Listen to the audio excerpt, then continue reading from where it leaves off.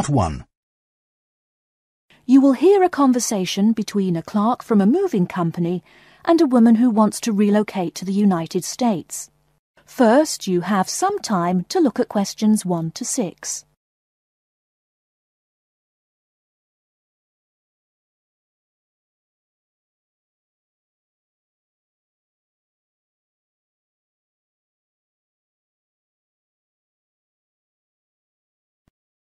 Now we shall begin.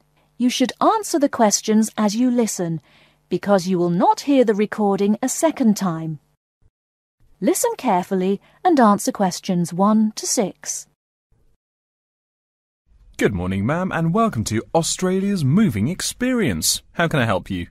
Well, I hope you can help me. I'm so up in the air right now.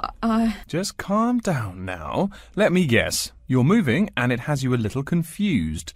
That's it exactly. You see, I'm relocating to the United States next month, and I'm having a hard time getting organised. Here, fill out your name and address and let me ask you a few questions. Oh, what should I call you? My name is Jane Bond. OK, Jane, first of all, what's your work phone number? In case I have any questions about things. My work phone is 9463 550. But please try not to call me too often there. My boss hates personal calls. So does mine, ma'am. So does mine. And what address should we ship your things to? My new company is letting me stay temporarily at 509 Clark House. That's CLARK. 1137 University Drive in Seattle. Seattle? Beautiful city, I hear. Mountains right beside the ocean almost. Cooler than Australia too. OK, and when should we come pack your things? I guess that would be on Monday, March 11th. Do you want any help with an after-packing clean-up? We do that for a small additional charge. Yes, that would be helpful. I promised the landlord I'd give her the keys back by 5 p.m. on Thursday the 14th. Great. We'll just schedule the clean-up for that day. That way, the place will smell clean and there'll be no dust. Well, you do think of everything. Oh, how much is this going to cost? Here is a list of our basic prices. Oh dear, this seems rather expensive. Yes, ma'am, but you're paying for the best. We're careful and we're fast. Like we say, the only thing we break are speed records getting you moved. Well, maybe that's so. Oh, I nearly forgot to tell you. I don't want my furniture shipped with me. I won't be looking for an apartment till after I arrive in America. Would it be possible to put my furniture in storage here for a month, then have it sent along later? Of course, we do that all the time. A couple of other things. Here at A Moving Experience, we try to pack your things logically. We don't just throw stuff in boxes. Before you hear the rest of the conversation, you have some time to look at questions 7 to 10.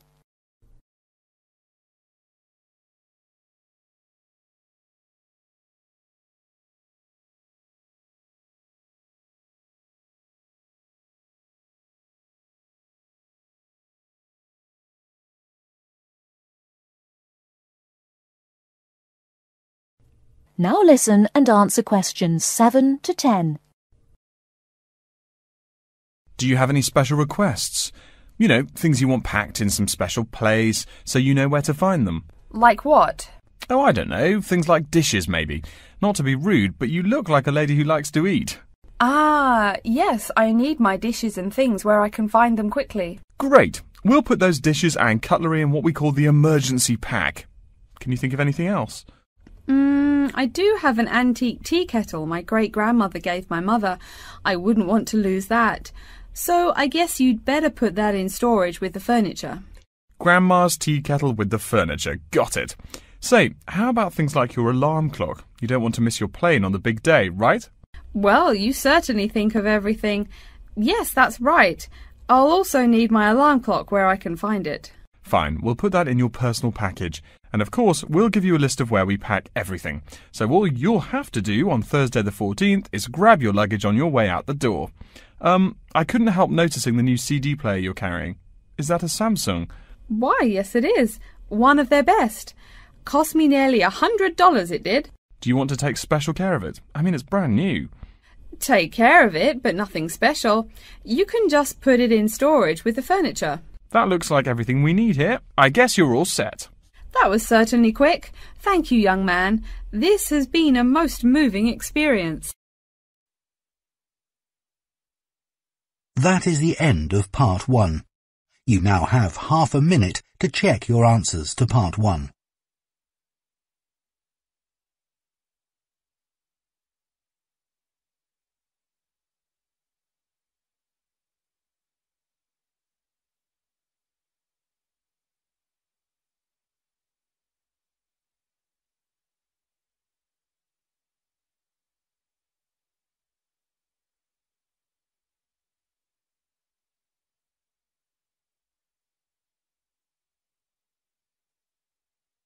Part 2.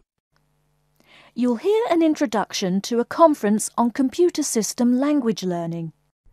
First, you have some time to look at questions 11 to 16.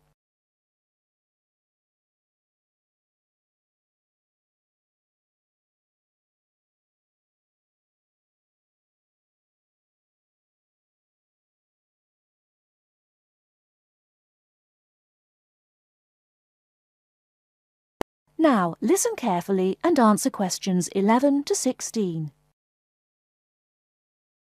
Good morning, everyone, and welcome to the second annual Wallabaloo Conference on Mastering Computer Languages. I hope you all had a good trip. Before we get underway with today's program, let me fill you in as to what's on tap for tomorrow, Sunday, February 19th. At 9 a.m, right here in the main hall, we'll be hearing a lecture from Dr. John Smith about computer as teacher. Professor Smith from the University of Melbourne is a world-class expert in the field of computer-assisted education, and his talk promises to be both stimulating and informative.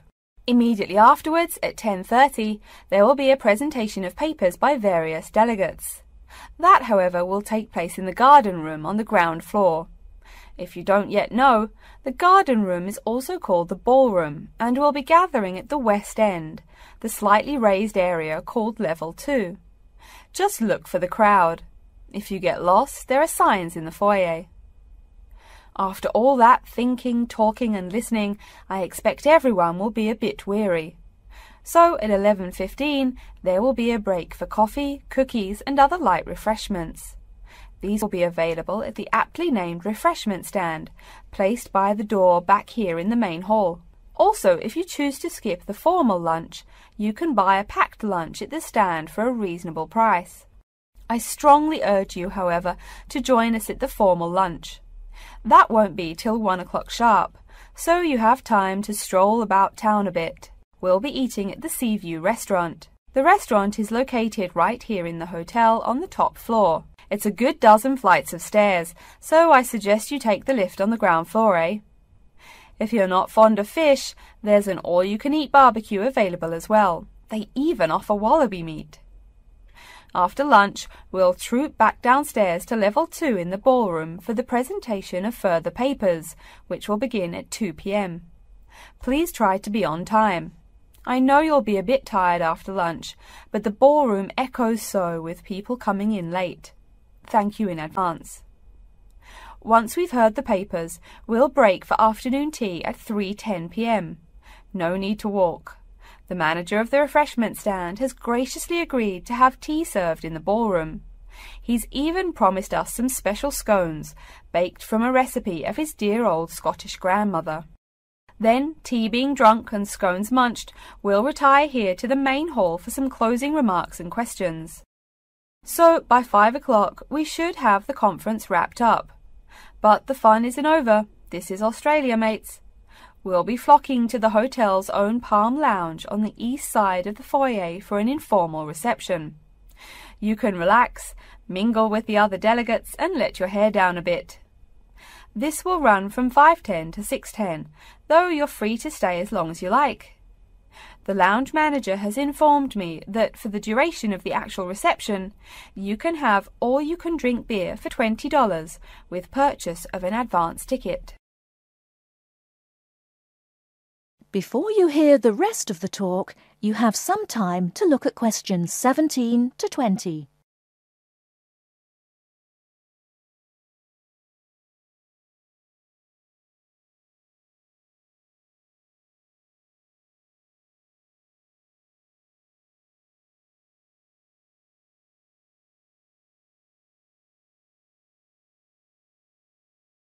Now listen and answer questions 17 to 20.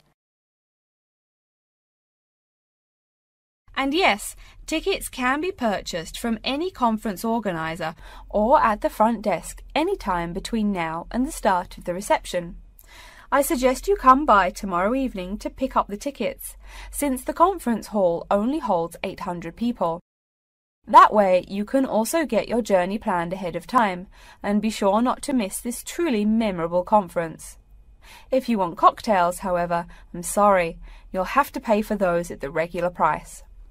Oh my goodness! Speaking of paying, I see I forgot to tell you a couple of things. The first is about lunch. The charge for the lunch will be $15 for all you delegates. If you have guests with you, the cost is $25 for the general public and $6.50 for children under the age of 10. That's $15 each, not total for everyone. Another item is about the lunch menu. I very much urge you to try the fish. I mean, look at the restaurant's name, the Sea View. As the name suggests, it is a famous seafood restaurant. The chef is a Basque from Spain, and he really gets quite put out when people ignore his fish specialities for burgers or barbecue. If fish isn't your thing, though, try the steak. He makes an exquisite filet mignon topped with blue cheese and mushrooms. Finally, if you'd like to buy a ticket, you can have both lunch and unlimited beer for $35. I should have mentioned that earlier, but I am a bit forgetful. Maybe I should avoid the beer after the conference, eh? Well, I've said my bit. Are there any questions? That is the end of Part 2. You now have half a minute to check your answers to Part 2.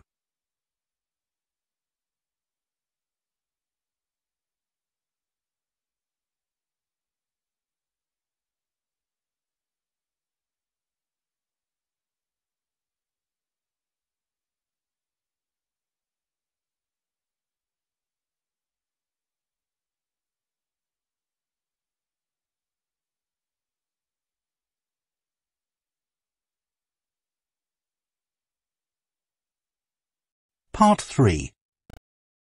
You will hear a student called Tina asking Professor Van Diesen for advice on choosing courses. First, you have some time to look at questions 21 to 26.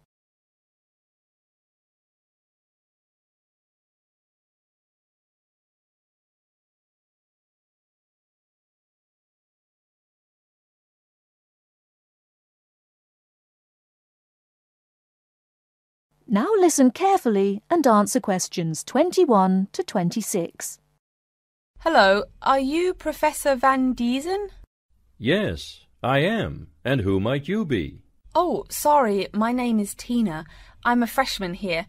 They told me I should ask you for advice in choosing courses. Well, that's part of what I'm here for. Please come in and sit down. Now, what are your questions? I almost don't know. Everything is so confusing. Like, what is a specialized course? Oh, easy. A specialized course is one that is compulsory, meaning it's a requirement for your major and regular, so you can't place out by taking a proficiency exam. That sounds pretty strict. Then what are all these general courses? I seem to have to take so many. Nothing to be alarmed over. These are courses open to all students and not directly related to your major. The university offers these general courses to choose so that you can become more well-rounded individuals. For example, I see you're a microbiology major, so it might be a good idea to take some literature or history courses so that you can know something besides all science. You mean these courses are like for fun? That might be one way to look at it, but don't tell the literature professor such a thing. Think of a general course as the opposite of a specified course. A specified course is one that pertains directly to your major. So, can I take any microbiology course I want? Let's see. Oh, those courses used to be open to microbiology students only. The good thing is now it's open to students on a flexible schedule, so it's not only for full-time students. So the answer is yes, if you have the instructor's permission. May I ask you why you chose microbiology? Well, I also like plain old biology too. You know, full-size animals. I might even become a veterinarian. Could I take some biology classes? Well, they are open to full-time students only, which I believe is what you are. I don't know how a freshman would get along with microbiology, though. I mean, most of the students presently looking into it are from off-campus. Off-campus? Yes, you know, people who use it in their work at hospitals, laboratories, even a police detective. Why did you choose microbiology, if I may ask? I don't think you quite answered that. Well, eventually I want to be a doctor. At least my dad tells me so. If I may say so, young lady, you seem a little uncertain. Still, I think that might be a good idea for a career. Of course, if you're thinking about being either a doctor or a vet, you should take some medical science classes before you even think of applying to med school. Great! What should I take? There is one small problem. The new medical sciences building is under construction, so there are no experimental facilities available until next year. I'm afraid you'll have to wait, but don't forget to take those courses at the first opportunity. Oh, bummer. Is there any other course you'd recommend for someone like me? Well, since you seem to like animals, have you ever thought about looking into environmental science? No, I never really thought about it before. Is it worthwhile? Quite. In fact, it's the fastest growing subject on this campus. Before you hear the rest of the talk, you have some time to look at questions 27 to 30.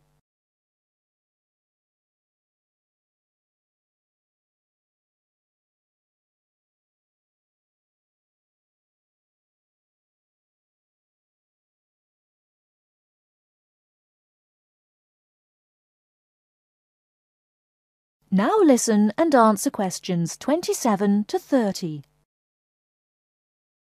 I'm sorry, I couldn't help noticing the long list of classes you've written out there. May I have a look? Oh, sure. Medical science, statistics, laboratory techniques, medicine, mathematics, computing. My, a bit of everything here. Is it too much? For your first semester, yes. What I suggest is starting out by taking the compulsory courses. Like we said before, the medical science can wait. Consider taking that in your sophomore year. I think I'd put off computing, too. I recommend to all freshmen that I talk to get the compulsory mathematics out of the way as early as possible, so take that one. It'll be one less difficult course you have to focus on when the science lab opens next year, and you have to catch up on classes like laboratory techniques. Your major also requires statistics, so you have to balance 2 math classes, and no doubt you should take that. Otherwise, get your required medicine course out of the way by taking something theory-based. Oh, of course, and your environmental science class, if you're interested. The others can wait, though I think computing is definitely a good idea, even though it's not required. I see, too, on your paper there you seem to have had high marks on the entrance exam. Yeah, I guess so. Don't be shy. Have you thought about applying for a scholarship? Do they have any? I mean, my dad is always complaining about how much money it costs him. In your department there are actually 3 full scholarships available. They cover tuition and provide $1,500 cash. $1,500 cash? Party! Please, miss, the money is intended more as a textbook allowance, not party money. If you promise to behave, I'll show you how to apply. Great, and thanks. That is the end of part 3. You now have half a minute to check your answers to part 3.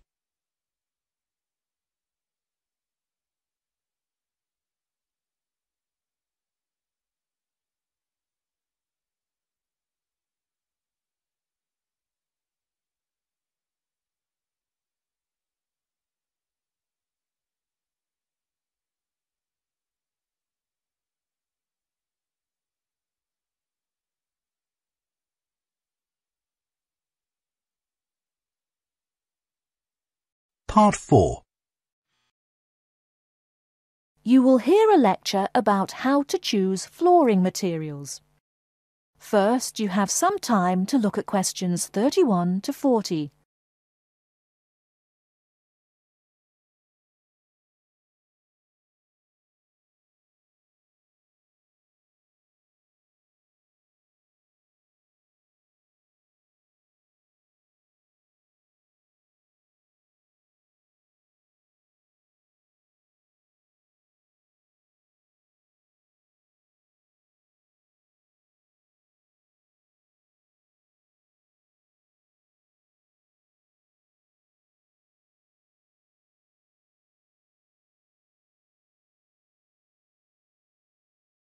Now listen carefully and answer questions 31 to 40. We've been talking about choosing building materials in the last week.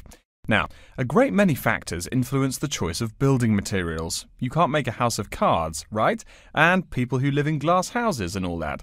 Anyhow, today I'd like to say a few words about flooring.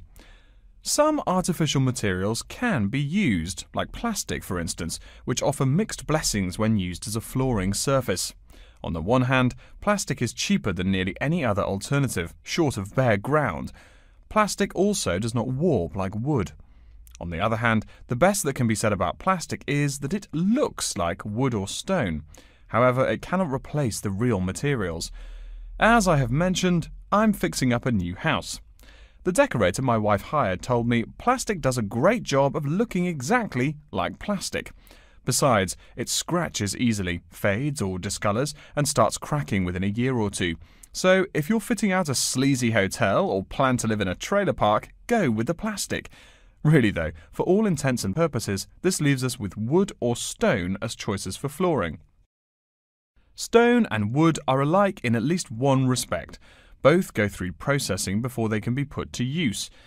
Since few of us cut our own lumber or quarry our own stone, this is not perhaps a pressing concern. Still, do-it-yourselfers would do well to remember to buy only properly seasoned wood. Unseasoned wood warps, and a warped floor quickly becomes firewood, and its owner quickly becomes poorer. Likewise, except for dull-hued materials like slate or sandstone, most stone floors are polished before installation. The choice goes well beyond just wood or stone. Each type requires many further considerations.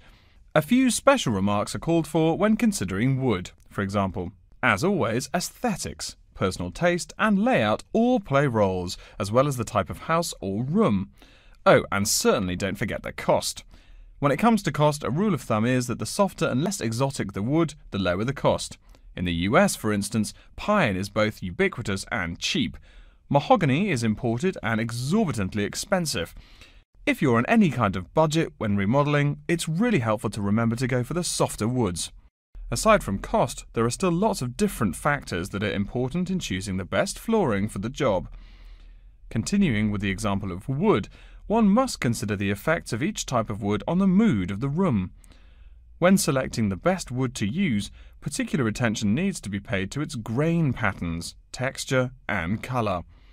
In rooms where relaxation or deep thought is the aim, say bedrooms or the study, dark, strong-grained woods are the rule. Here, the grain ought to match the furniture for a feeling of homogeneity. In rooms where activity and motion are typical, the dining room or living room, lighter, finer-grained lumber is more suitable.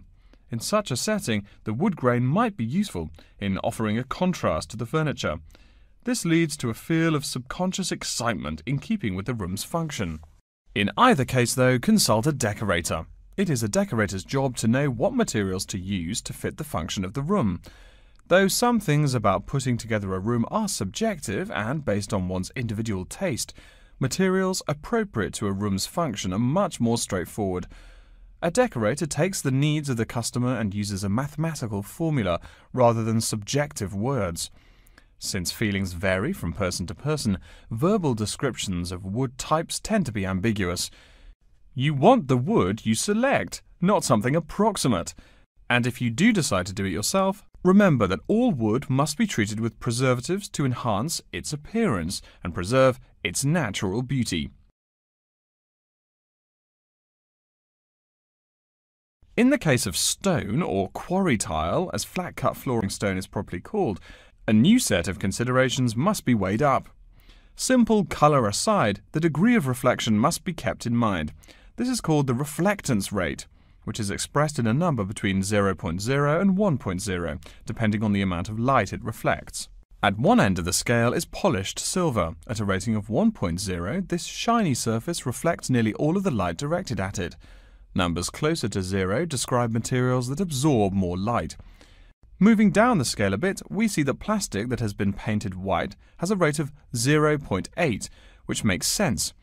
We know that the colour white reflects all other colour, while black absorbs all colour, and plastic itself is a relatively reflective material. Materials that are denser and darker have reflectance rates much closer to 0.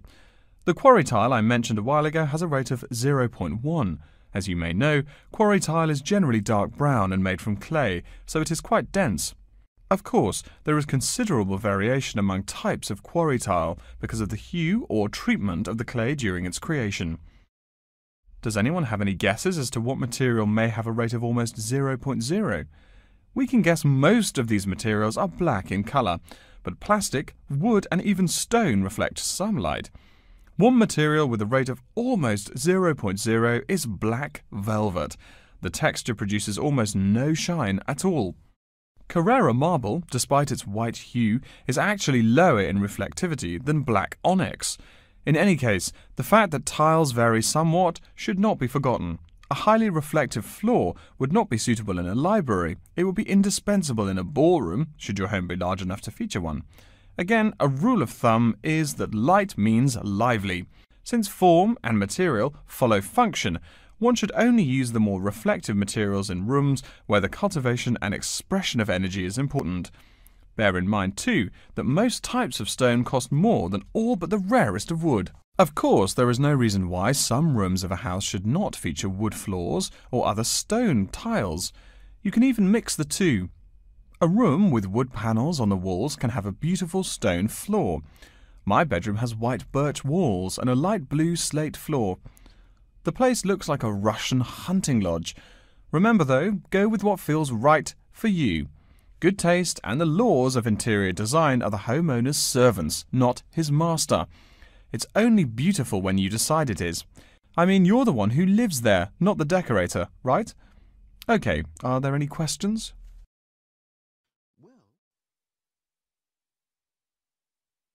That is the end of part 4. You now have half a minute to check your answers.